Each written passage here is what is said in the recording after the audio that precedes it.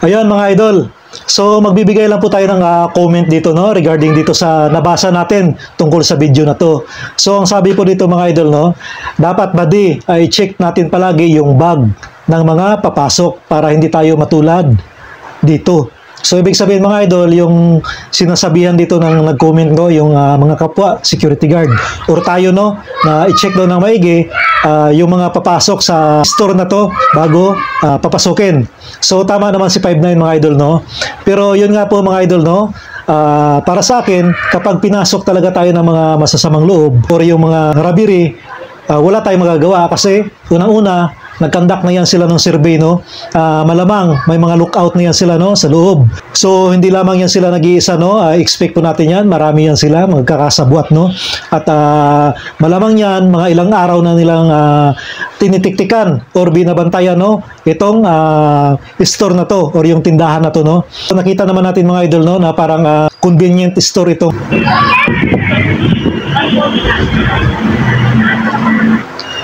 Ayun mga idol oh, kung mapansin natin dito no, ayan. Ito, may dumating na motor no, ayan oh. Yung may ilaw sa labas, ayan, dumating yung motor. Ayan. Tapos ibalik natin dito. May pumasok. Ayan, sa pinto. So ito po no, yung isang suspect dito no, tiningnan po siya ng security. Kita naman po no, katingin yung security. Pero dito mga idol, dapat no yung mga officer natin no or yung galing mismo no yung mga superior natin sa agency, dapat bago nila i-deploy no yung mga security, mag-conduct din po muna sila ng security survey sa mga lugar kung saan nila i-deploy. Hindi yung tanim lang sila ng tanim ng security no, tapos bahala ka na diyan. Dapat sinisurvey din nila kung saan ba dapat ang tamang pwesto ng security. Ayan, so pumasok po dito yung isa. Ayan, so kung mapansin natin mga idol, yung isa doon sa labas, pinapark niya yung ano no, yung motor. So mamaya po yan, makikita natin yan, papasok din po yan no. Continue natin yung video. So itong isa mga idol no, nag-disguise na siya na customer. Ayan. Pero kung mapansin po natin, nakamas, nakasombrero, tapos may bit-bit pa no, na shoulder bag. Kung mapansin natin dito, meron po silang luggage area. So dapat magpatupad sila dito no na iwanan sa luggage kung mayroong mga dalang bag para safe, or itong pisto dapat ng security doon mismo sa may pinto no. Yan. So iurong konti itong luggage, dapat doon yung security. Tapos medyo baliktad itong baggage counter para may protection din po yung security, hindi siya basta lapitan no. So tumuloy na po no yung isang suspect.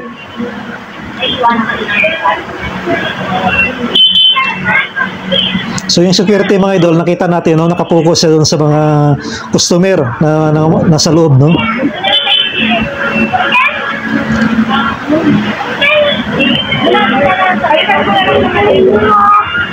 Ayan mga idol, so ito pa po yung isang suspect no. Ayan.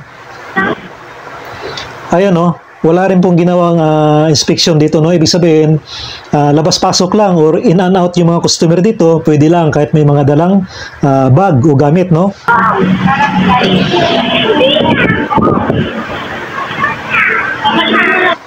Ayun, so mapansin natin mga idol no, yung security dito, hindi siya nakapokus na magbantay sa may pinto. Ang tingin niya, nandun sa loob no, yung mga customer, yung mga binabantayan niya. Ayun no, so doon talaga siya nakamonitor. O ito yung isang suspect sa likod ng security mga idol, pero hindi niya alintana no, hindi alintana ng security. Doon siya nakapokus sa may pumasok, nag-iwan ng gamit, kinuha. So ganun sana, pero may bag pa rin si ate no. Ayun mga idol oh. So minumonitor na yung galaw ni security no, yung baril niya nandito sa kanan. So ayan yung isang suspect sa likod niya.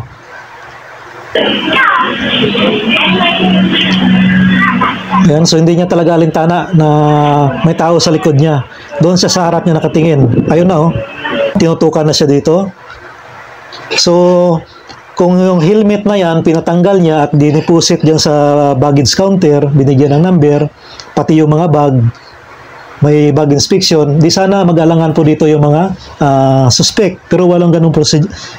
Pero wala pong ganung procedure tayo na nakita dito, no? Ayun, no, pinadapa na siya dito, oh.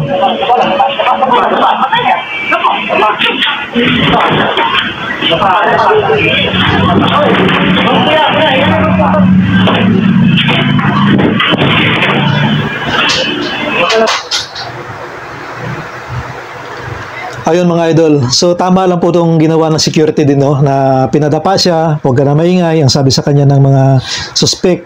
So nakadapa na siya mga idol, no, nakaluhod. So hindi na siya nag-attempt pa kasi isang mali lang po dito mga idol, no. Mati-thank you itong si 59 natin. Kaya tama lang po yung ginawa mo 59 dito. Huwag ka namang laban kasi naunahan ka na eh. So dalawa pa yung suspect, hindi mo talaga kaya yan, hindi mo kakayanin yan. At nakita naman natin yung suspect paano gumalaw, no. Parang sanay sila at dalawa sila, relax na relax, no.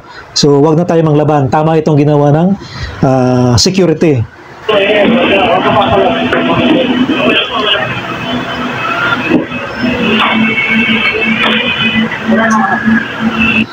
Ayun. So paalis na yung dalawang suspect mga idol. Buti, no, at hindi nila ginalaw yung ka-5 na natin. Kumbaga ang pakay lang talaga nila dito is yung laman ng bolt or ng yung kaha, no, yung pira. So wala sila ibang kinuha, wala namang sinaktan. So good thing at hindi naglaban. So tama yung ginawa dito nung ka-5 na natin, no. So ayun mga idol, oh, yung nandun yung motor nila nakapark sa labas. Ayan. So ayun na. So kita natin, no, yung nangyari, goodbye na, no. Yung nakakuha sila ng cash, nakuha nila yung baril ng ka-59 natin. So sumibat na. So yung nakita ko dito ng mga idol, no, na medyo kulang, yun nga, no, walang bag checking, walang deposit ng mga gamit sa baggage counter, at hinahayaan nila na pumapasok kahit naka-helmet. So kahit sana yung helmet i-deposit, ganun sana yung procedure dito or yung idagdag sa proseso dito, no. Kasi kung hindi po ganun, paulit-ulit lang po, no, yung cycle na mangyayari. So tuloy-tuloy lang po ito, no. Dapat meron tayong prevention. Kaya nga po, no, doon sa mga 5-9 natin, kung dineploy po tayo ng mga agency natin or mga superior natin na galing sa agency at tayo mismo nandun sa lugar, mag-conduct tayo ng survey. At kung alam natin kung ano yung pwedeng safety para sa sarili natin, gawin natin, no. Dapat meron tayo palaging telephone directory sa tabi natin o sa logbook natin para in case na may ganitong pangyayari, pwede agad tayong tumawag, no, mabilis lang, hindi yung magtatanong pa tayo, magre-research pa tayo ng mga number.